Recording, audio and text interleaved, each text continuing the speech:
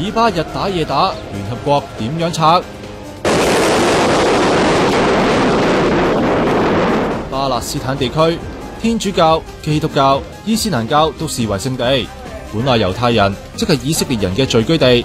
不過俾羅馬帝國滅國之後，佢哋就散落各地啦。直至到19世紀後期咧，出現咗所謂嘅猶太復國主義啦。以色列人流離失所咁多年，佢希望翻佢哋嘅原居地巴勒斯坦建國。去到20世紀初，大量嘅以色列猶太人咧移民翻去巴勒斯坦，就同喺當地定居咗1400年嘅阿拉伯人咧產生相當多嘅摩擦。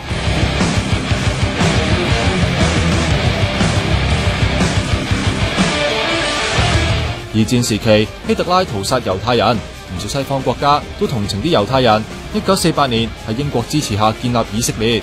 聯合國提出咗啦，將巴勒斯坦一分為二。咁但係咧，阿拉伯人係從來唔認為呢塊土地咧應該交翻俾以色列人嘅。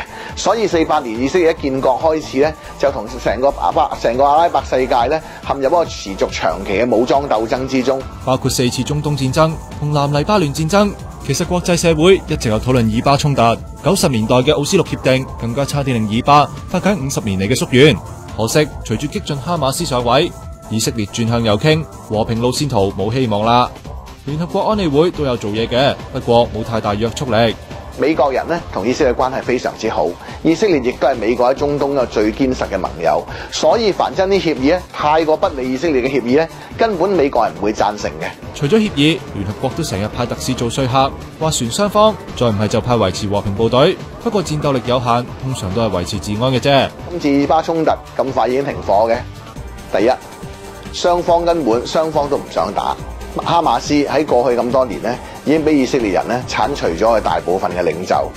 以色列人亦都長年厭倦咗喺呢咁大規模嘅武裝衝突之中。所以埃及總統穆爾西提出停火協議，就啱晒兩邊心意，衝突得以結束啦。